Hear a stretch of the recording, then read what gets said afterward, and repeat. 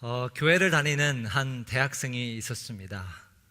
그 학생은 그날 오전 수업을 다 이제 마치고 다 듣고 나서 점심을 먹으러 이제 학생 식당으로 향했어요. 그래서 그 식당에 가서 자기가 먹고 싶은 음식을 골라 이제 교회를 다니지 않는 비신자 친구와 이렇게 함께 밥을 먹으려고 딱 하는데, 그 비신자 친구가 딱 먹는 순간 이렇게 이야기를 하는 겁니다. 너 오늘은 기도 안 하고 먹을 거야? 이렇게 이야기를 한 거예요. 너 오늘은 기도 안 하고 먹어? 이렇게 이야기를 합니다. 이것은 저의 이야기인데요. 저는 그날 그 짧은 한마디가 아직까지도 제 가슴 속에 이렇게 남아 있습니다. 정말 평생 교회를 한 번도 다니지 않은 친구였는데 종종 사실 밥을 같이 먹었거든요. 그런데 그 친구가 그런 말을 할 줄은 전혀 몰랐어요. 아마도 가끔 제가 식사 기도를 하는 모습을 보고 그날따라 안 하니까 그냥 툭 던진 말인데, 사실은 그날 너무 부끄러웠고 너무 부끄러웠는지 아직까지도 제 마음에 남더라고요. 영국의 유명한 침례교 목사이자 설교가가 있었는데요. 1800년대에 목회를 하신 분인데, F.B. 마여라는 분이 이런 말을 하셨어요. 살아가면서 가장 비극적인 것은 응답되지 않은 기도가 아니라 구하지 않은 기도다. 응답되지 않은 기도가 아니라 구하지 않은 기도가 가장 비극적이다라고 이렇게 말씀하셨어요. 저의 경험도 그렇고 이 목사님의 말씀은 기도가 얼마나 중요한가를 보여주는 이야기입니다. 우리 그리스도인들이 기도가 너무 중요하지만 기도를 너무 하지 않는 것에 대한 지적이기도 하죠. 여러분들은 평상시에, 오늘 이 예배당 오시기 전에 기도하셨나요? 저는 오늘 이 마가복음, 저희가 지금까지 주제 설교, 지금까지 섬김, 또 재정, 그리고 지난주에는 우리가 순종이라는 주제를 살펴보았는데, 오늘 마지막으로 기도라는 주제를 우리가 살펴보고자 합니다. 그래서 오늘 이 9장의 말씀과 11장의 말씀을 통해서 우리가 과연 어떻게 기도해야 하는가, 두 가지 원리를 살펴보고자 합니다. 주보 아웃라인 한번 보시면, 먼저 1번 보시면 수직적인 기도. 우리는 하나님을 의지하는 믿음으로 기도해야 합니다. 하나님을 의지하는 믿음으로 기도해야 합니다. 방금 우리가 읽은 그 9장의 스토리는 사실 배경이 있어요. 9장 초반부에 예수님이 그의 수제자 3명과 함께 산으로 올라갔어요. 그리고 우리가 너무나도 잘 아는 그곳에서 예수님은 변형되시는 그 경험을 한 거죠. 그렇게 3명의 제자와 예수님이 올라갔다가 그 경험을 하고 나서 내려오는데, 내려와 보니까 그 남은 제자들과 사람들이 막 둘러싸여서 논쟁을 벌이고 있는 거예요. 근데 그 이유는 우리가 읽었지만, 누군가가 그 제자들에게 찾아와 내 아이, 귀신 들린 아이를 좀 치유해달라 부탁을 했어요. 그런데 실패를 한 겁니다. 제자들이 그 아이를 치유하지 못한 거예요. 그래서 논쟁이 일어난 거예요. 그런데 18절에 보니 이렇게 표현합니다. 18절을 한번 다시 보시면 끝에 이렇게 표현하고 있습니다. 제자들이 능히 하지 못하더이다. 제자들이 능히 그 아이를 치유하지 못하더이다 라는 말이에요. 그런데 원어를 보면 사실 이런 표현이에요. 이들이 그것을 아예 할 능력이 없었다라는 표현이 아니라 그 아이를 치유할 능력이 충분히 없었다라는 표현이에요. 충분히 없었다. 이 표현이 왜 중요하냐면, 제자들은 이 일이 있기 전에 6장을 보면 수많은 귀신들을 내쫓았어요. 그들은 이미 수많은 사람들을 치유한 경험을 가진, 능력을 가진 제자들이었어요. 그런데 왜 이때에 9장에 와서는 이 아이를 치유하지 못했을까요? 28절로 건너가 보면 제자들이 이제는 한적한 곳에 가서 예수님께 이렇게 질문을 합니다. 집에 들어가심에 제자들이 조용히 묻자오되 우리는 어찌하여 능히 그 귀신을 쫓아내지 못하였나이까? 아마도 부끄러웠나 봐요. 자기들이 치유하지 못한 것에 대한 부끄러움을 느끼고 사람들이 많았을 때는 못 물어보고 다 떠난 뒤에 한적한 곳에 조용히 묻는 거예요. 왜 우리는 이번에 실패했나요? 그 전까지는 잘만 치유했는데 왜 이번에는 우리가 쫓아내지 못했나요? 그러니까 예수님이 이렇게 대답을 하세요. 29절을 보시면 이르시되 기도 외에 다른 것으로는 이런 종류가 나갈 수 없느니라. 기도 외에 다른 것으로는 이런 종류가 나갈 수 없느니라. 예수님의 대답은 간단해요. 기도라는 거예요. 기도. 자, 그런데 예수님의 대답 속에서 단순히 제자들이 기도를 하지 않았기 때문에 그날 치유를 못한 것일까? 라는 질문을 우리가 던질 수밖에 없습니다. 조금 더 자세히 우리가 살펴보면 이 기도라는 의미가 무엇인지 우리가 이 본문을 통해서 배울 수 있습니다. 19절에서 24절 우리가 한번 보면요, 반복되는 단어가 있어요. 제가 그 단어만, 그 표현 부분만 읽도록 하겠습니다. 19절에 보시면 대답하여 이르시되 믿음이 없는 세대요. 믿음이 없는 세대요.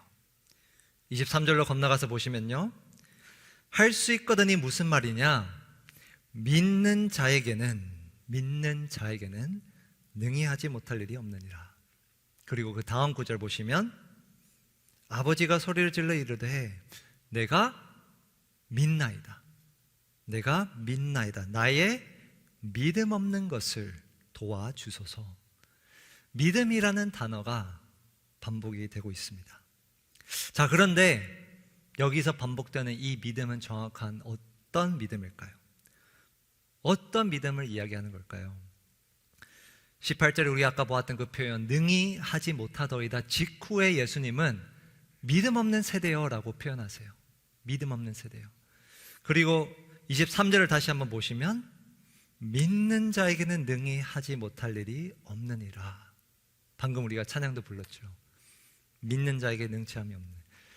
믿는 자와, 그러니까 믿음과 무언가를 해낼 수 있는 능력, 능히 할 수 있는 것에 뭔가 연관성은 보여요. 오늘 본문을 보면 믿음과 능히 할 수 있는 것. 자, 그런데 도대체 그 믿는 것, 믿음, 어떤 믿음을 오늘 본문에 말할까? 그의 답은 24절에 있습니다.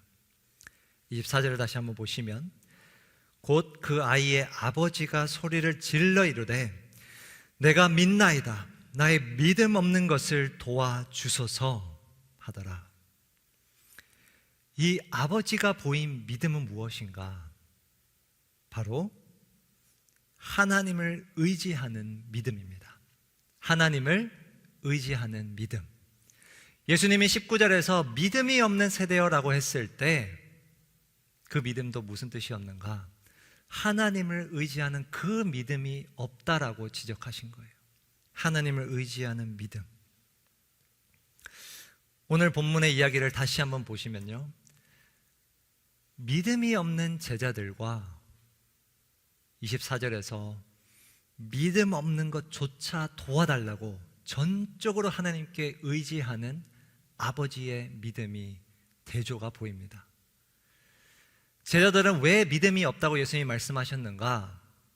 이들은 하나님을 의지하지 않았기 때문에, 하나님을 의지하지 않았기 때문에 그 아이를 치유할 수 없었다, 충분한 능력이 없었다라고 이야기하시는 거예요.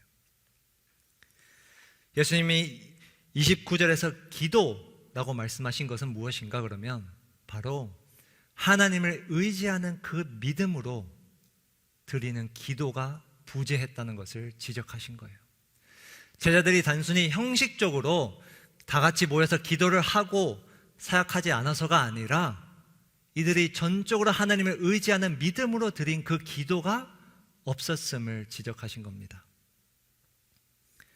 제자들은 어느 순간 처음에는 하나님을 믿었지만 자신들의 성공을 맛본 뒤, 자신들이 수많은 사람들을 치유한 뒤에 어느 순간 하나님을 의지하는 것을, 하나님을 의지하기 시작하지 않았던 거예요. 자기 자신의 능력을 믿고 그저 나아갔던 거예요. 그것을 예수님이 오늘 본문에서 지적하시는 겁니다. 저도 새 아이를 키우며 참 이런 경험을 많이 했습니다. 아이들을 데리고 어떤 새로운 환경에 이렇게 데리고 가면요, 처음에는 부모님께 꼭 붙어 있습니다. 손을 잡든지 안겨 있든지 새로운 곳에 가면 아무리 아이들이 좋아하는 곳이더라도 꼭 붙어 있더라고요. 자, 그런데 시간이 흘러 그곳이 적응이 되고 환경이 적응이 되면 그 아이들은 부모가 어디 있는지도 모르고 놀기 시작합니다. 그렇게 놀기 시작을 해요. 여러분, 이 제자들의 모습 혹은 그 아이들의 모습이 바로 우리의 모습이에요. 무슨 말이냐면 처음에는 우리도 신앙생활을 하건 섬김의 자리에서 섬기든 혹은 학업이든 직장이든 처음에는 두렵고 떨리는 마음으로 하나님을 의지합니다. 기도를 해요. 그런데 시간이 지날수록 그곳이 적응이 될수록 익숙해질수록 이제 나는 할 수 있구나, 이제 내 혼자 힘으로 할 수 있구나 생각하게 되는 그 순간에 우리는 기도를 멈추게 됩니다.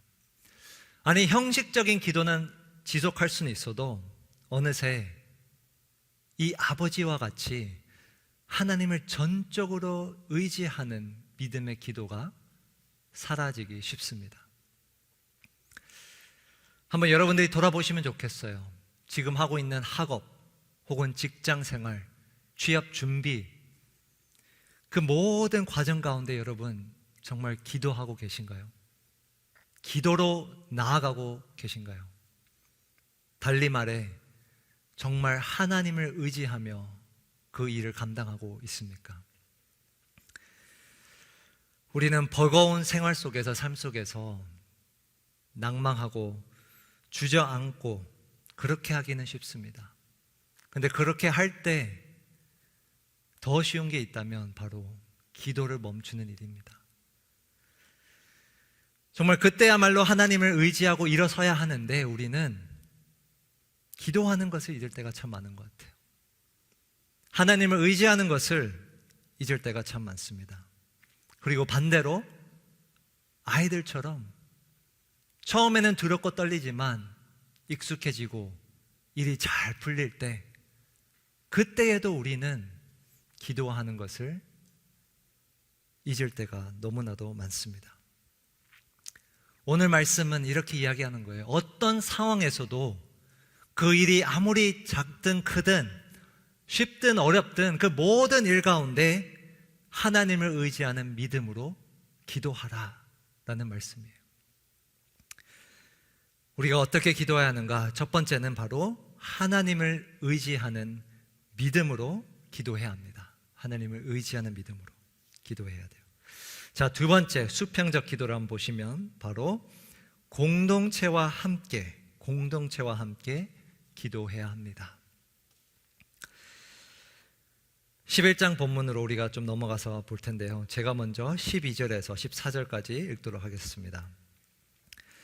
이튿날 그들이 베다니에서 나왔을 때에 예수께서 시장하신지라 멀리서 잎사귀 있는 한 무화과 나무를 보시고 혹 그 나무에 무엇이 있을까 하여 가셨더니 가서 보신즉 잎사귀 외에 아무것도 없더라. 이는 무화과의 때가 아님이라. 예수께서 나무에게 말씀하여 이르시되 이제부터 영원토록 사람이 내게서 열매를 따먹지 못하리라 하시니 제자들이 이를 듣더라. 예수님께서 배가 고프셨나 봐요. 그리고 멀리서 멀리 있는 무화과 나무를 발견하신 거예요. 그런데 보면은 잎사귀가 있는 무화과 나무예요. 잎사귀가 있는 무화과 나무. 이것은 무엇을 뜻하는가? 아주 중요한 표현인데요. 잎사귀 나무의 특징을 우리가 알면은 이게 무슨 뜻인지 알 수 있습니다. 잎사귀 나무는 다른 나무와 달리 열매가 맺은 후에 혹은 열매가 맺으면서 잎사귀가 나요. 보통은 잎사귀가 나고 열매가 나는데 이 나무는 열매가 맺고 나서 혹은 열매가 맺어지면서 잎사귀가 나요. 그러면 이 뜻은 무엇인가? 예수님께서 잎사귀를 보고 가셨다는 것은 무엇인가? 아셨던 거예요. 무화과 나무 특징을 아시고 그 나무는 열매가 있겠구나, 그걸 아시고 기대하시고 가셨던 거예요. 자, 그런데 열매가 없었어요. 가까이 가서 보니 잎사귀는 무성한데 열매가 전혀 없었어요. 그래서 13절에 한번 끝에 보시면 마가는 또 이렇게 표현해요. 무화과의 때가 아님이라. 이거는 열매가 맺어질 시기가 아니다라는 표현이 아니라 열매가 무럭무럭 많이 있는 때는 아니지만 적어도 조금은 있어야 된다는 표현이에요. 그런데 가까이 가 보니 열매가 전혀 없는 거예요. 그래서 예수님이 14절에 보니 저주를 하셨어요.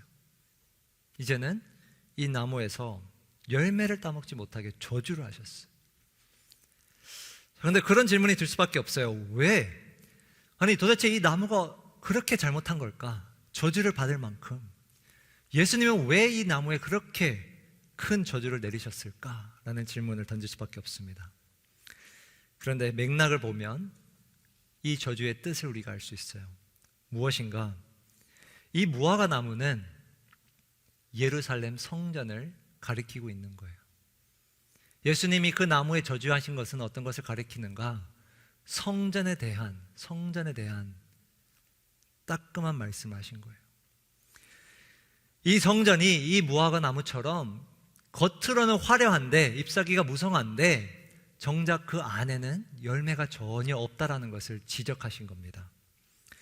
자, 그렇다면 예수님은 그의 성전, 예루살렘 성전에 어떤 열매를 기대하셨을까요? 15절에서 17절 한번 보시면 그들이 예루살렘에 들어가니라 예수께서 성전에 들어가사 성전 안에서 매매하는 자들을 내쫓으시며 돈 바꾸는 자들의 상과 비둘기 파는 자들의 의자를 둘러 엎으시며 아무나 물건을 가지고 성전 안으로 지나다님을 허락하지 아니하시고 17절 이에 가르쳐 이르시되 기록된 바 내 집은 만민이 기도하는 집이라. 만민이 기도하는 집이라. 예수님은 그의 성전에 무엇을 기대하셨는가? 어떤 열매를 기대하셨는가? 만민이 기도하는 집이라는 열매를 바라셨던 거예요. 만민이 기도하는 집. 그런데 정작 그 성전은 어떤 모습이었는가?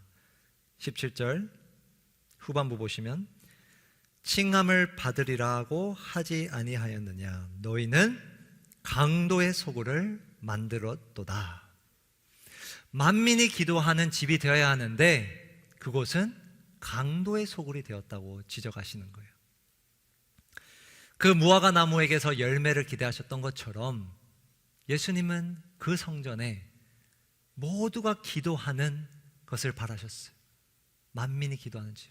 그런데 정작 들어가 보니 강도의 소굴이었다는 거예요. 강도의 소굴.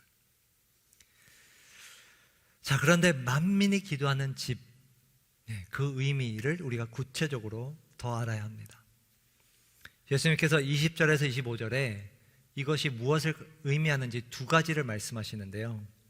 첫 번째는 20에서 24절까지 내용입니다. 제가 이미 이거는 설교를 했기 때문에 간단히 넘어가겠지만 한마디로 말하면 하나님을 온전히 믿는 기도예요. 우리가 살펴본 9장의 맥락과 비슷해요. 그런데 두 번째로 25절에 넘어가 보면 이렇게 말씀하세요. 서서 기도할 때에 아무에게나 혐의가 있거든 어떻게 하라? 용서하라. 용서하라. 그리하여 하늘에 계신 너희 아버지께서도 너희 허물을 사하여 주시리라 하시니라. 하나님을 믿는 믿음은 알겠는데 왜 갑자기 예수님은 두 번째로 용서를 강조하실까요? 용서. 자, 아까 그 표현 17절의 표현을 다시 한번 보시면 만민이 기도하는 집입니다. 여러분, 만민이 기도하는 집. 그리고 강도의 소굴이 되었다라고 지적하세요. 강도의 소굴. 지금 예수님은 그곳에 그저 장사를 했기 때문에 이런 지적을 하시는 것이 아니라 그 장사의 과정 가운데 서로를 속이고 서로를 약탈하고 이용하는 그 모습을 보신 거예요. 강도의 소굴. 단순히 정직하게 장사한 것도 잘못이지만 거기에 더해 이들의 장사는 서로를 속이는, 이윤을 부정하게 얻는 그 모습을 바라보신 거예요. 그러면서 용서를 강조하시는데 그 용서는 어떠한 의미인가? 그 안에 관계를 말씀하시는 거예요. 그곳에 거하는 성전 안에 있는 모든 사람들이 용서를 하며 지내야 하는데 서로 속이고 이용하는 그런 관계에 머물러 있다는 것을 지적하시는 겁니다. 여러분, 이 내용은 너무나도 중요해요. 왜 그런가? 우리는 기도라는 것을 사실 수직적인 면만 생각합니다. 나와 하나님으로만 생각을 해요. 그런데 예수님은 25절을 통해서 또 만민이 기도하는 그 집이라는 표현을 통해서 기도의 수평적인 측면이 있음을 가르쳐 주고 계신 거예요. 여러분, 기도는 정말 그래요. 나와 하나님의 관계만 좋으면 됐지라고 생각하기 쉽지만 사실 우리의 수평적인 관계도 기도에 영향을 미칩니다. 그리고 반대로 역으로 기도가 정말 기도하는 사람이라면 그 기도가 나와 하나님의 관계뿐만 아니라 나와 내 형제 자매들과의 관계에도 영향을 미칩니다. 그것이 기도예요. 정말 우리가 서로를 용서하는 관계 속에서 함께 기도하라고 지금 예수님은 가르쳐 주고 계신 거예요. 만민이 기도하는 집, 단순히 각 개인이 그냥 기도하는 신자가 되라는 것이 아니라 함께 모여서 함께 기도하라고 지금 가르쳐 주고 계신 겁니다. 그러한 것을 예수님은 그의 성전을 통해 기대하셨어요. 함께 기도하는 집, 하나님의 공동체가 함께 기도하는 집. 재미난 통계가 하나 있는데요. 기독교에서 아주 유명한 리서치 기업인데 바나그룹이라고 있습니다. 이거는 2017년, 그러니까 코로나 이전의 통계예요. 제가 일부러 그런 통계를 찾아봤어요. 코로나 때가 아니라 코로나 이전의 통계인데요.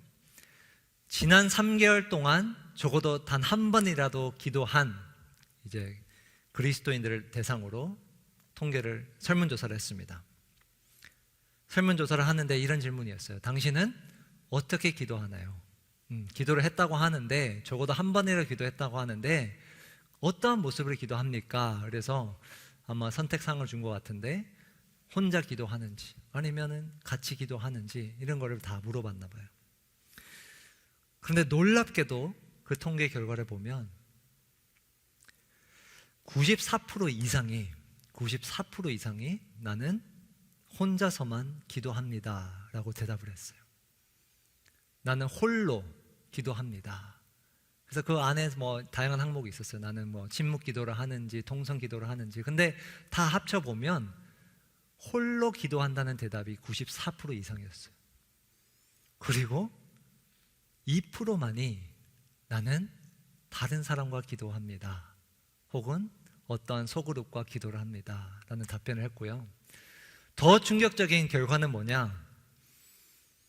교회 공동체와 기도한다고 대답한 사람이 2%에 불과했습니다. 2%.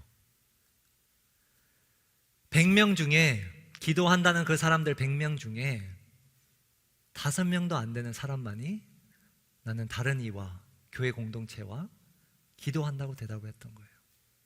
너무나도 충격적인 통계죠. 이 결과는 무엇을 이야기해 주는가?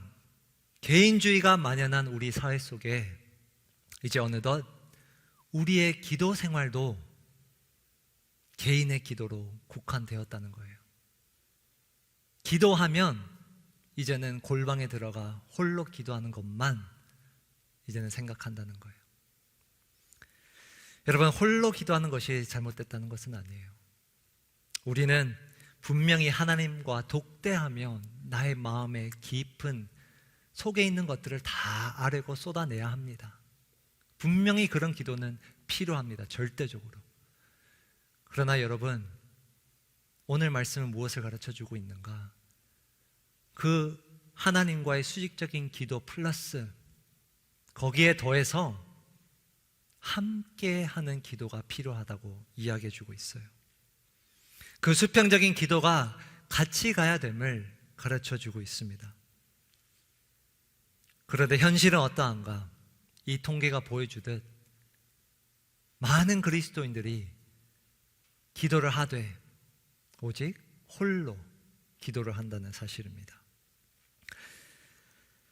2000년 전에 그 예루살렘 성전을 보며 만민이 기도하는 집을 바라셨던 예수님은 오늘날 우리에게, 이 교회에게, 우리 공동체에게 함께 기도하는 공동체가 되기를 바라시고 계십니다. 그러한 열매를 바라고 계세요. 우리 모두가 모여서 함께 기도하는 것, 우리가 힘써 모여서 기도하는 것, 그렇게 기도하는 청년부, 그렇게 기도하는 부서, 교회, 그것을 지금도 바라고 계십니다.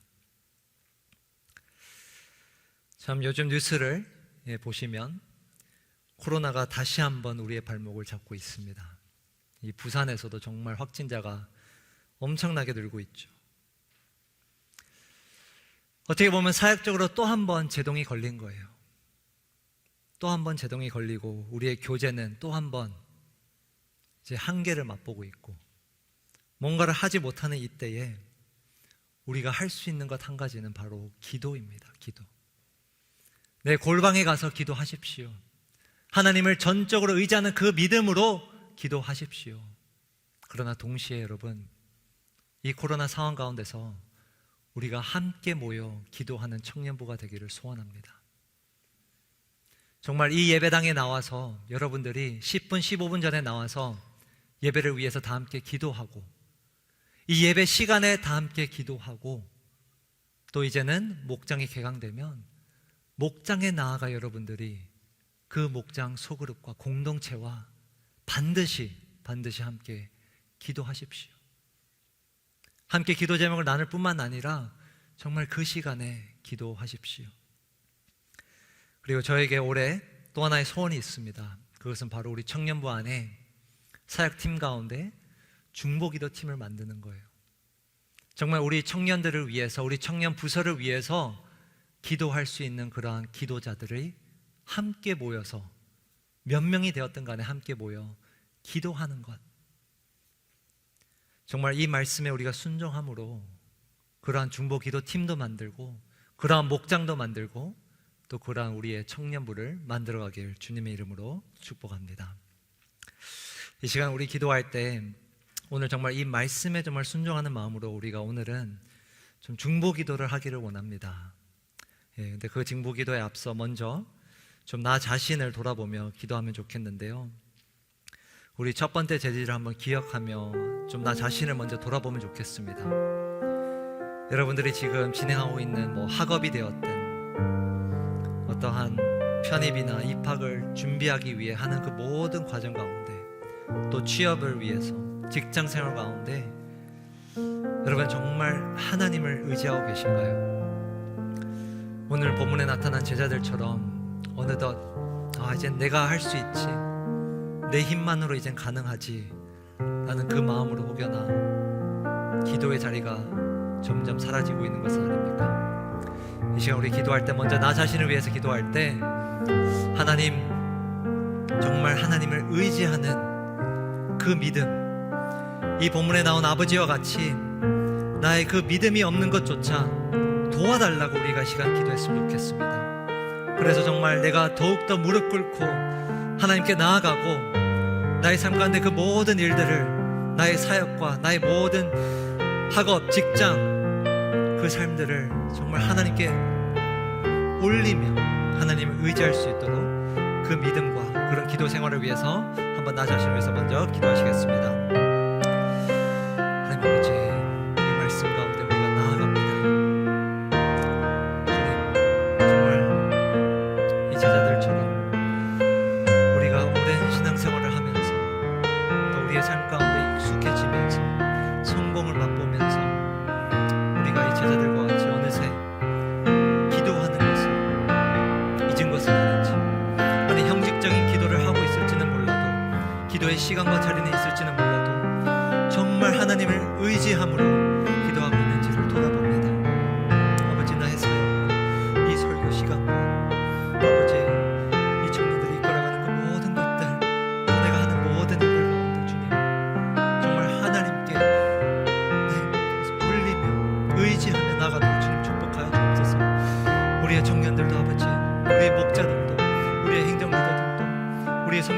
팀장과 팀원들도 아버지 정말 이 마음을 가지고 섬기기를 소원합니다. 하나님을 의지하는 마음으로 나아가게 도와주시고 우리 모든 청년들도 아버지 이 말씀 붙들고 정말 아버지를 믿는 그 믿음, 혹여나 없다면 정말 이 아버지와 같이 그 믿음 없는 것조차도 도와달라고 그 믿음을 위해서 기도하고 매달리는 그러한 청년들 될 수 있도록 주님 함께하여 주시옵소서. 하나님 도와주시옵소서. 오늘 말씀 생각하며 우리 주가 일하시네라는 찬양을 먼저 올리길 원합니다. 날이 저물어 갈 때, 날이 저물어 갈 때, 빈들에서 걸을 때, 그때가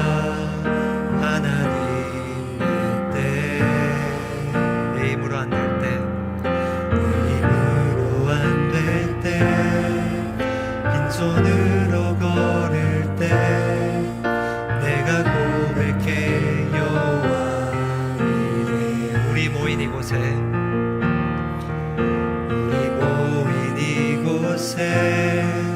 주님 함께 계시네. 누리네 아버지네.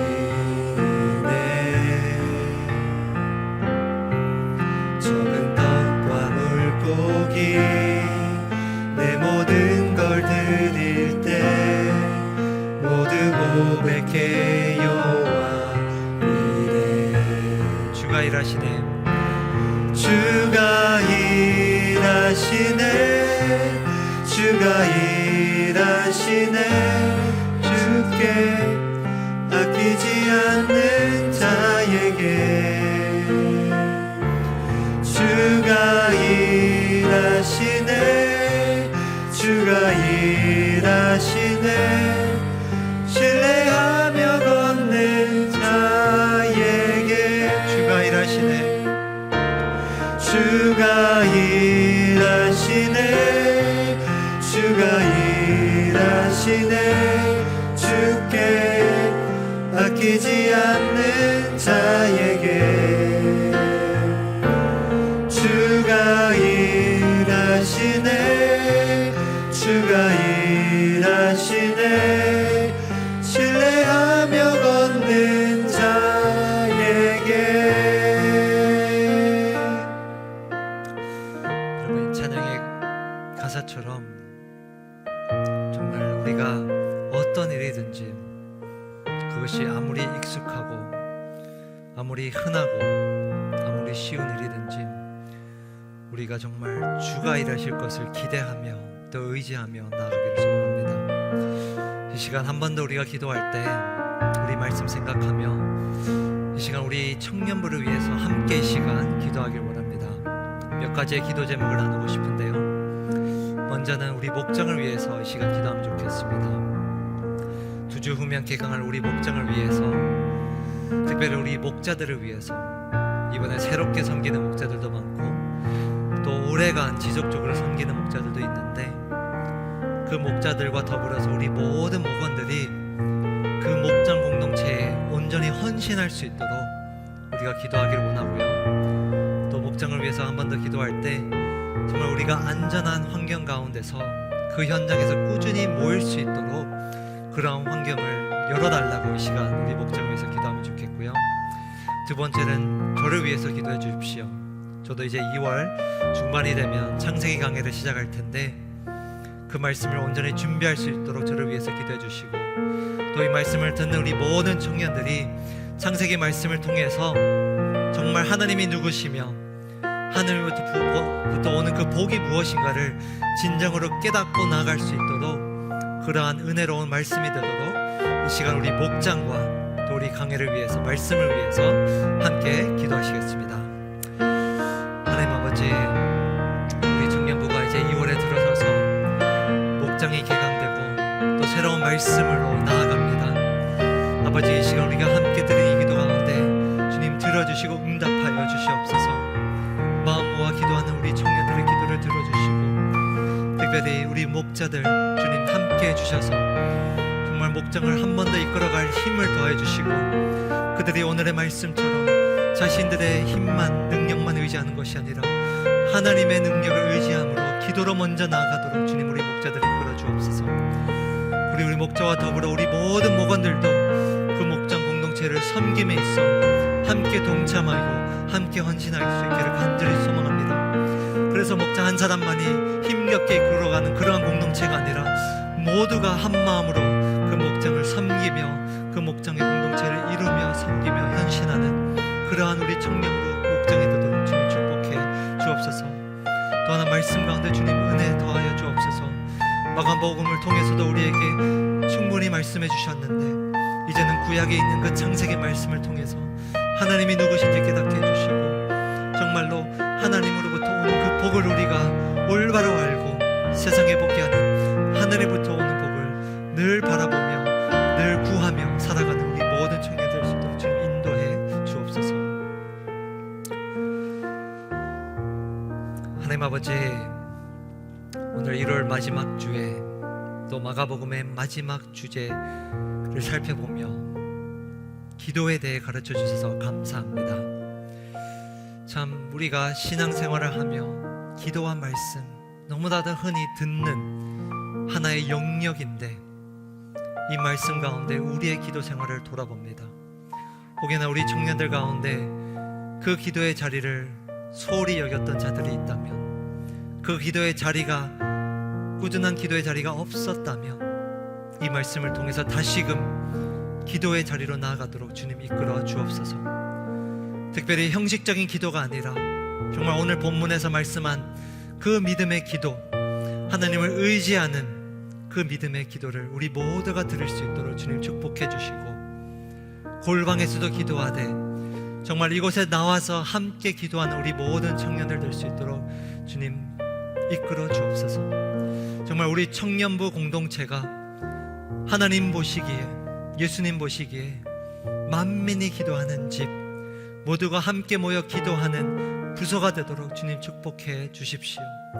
더불어서 2월에 개강한 우리 목장 공동체도 정말 함께 서로를 위해서 기도하며 함께 모여 기도하는 기도의 공동체가 되도록 주님 이끌어 주시고, 그 모든 과정 가운데 2월부터 하는 우리 새로운 말씀 가운데서도 주님 은혜 충분히 내려주셔서 정말 우리가 기대함으로 기도와 말씀을 모두 붙들고 승리의 그런 신앙의 생활을 하는 우리 모든 청년 되도록 주님 이끌어 주옵소서. 그렇게 하실 그 주님을 우리가 바라보며 기대하며 이 모든 말씀 예수님 이름으로 기도드립니다.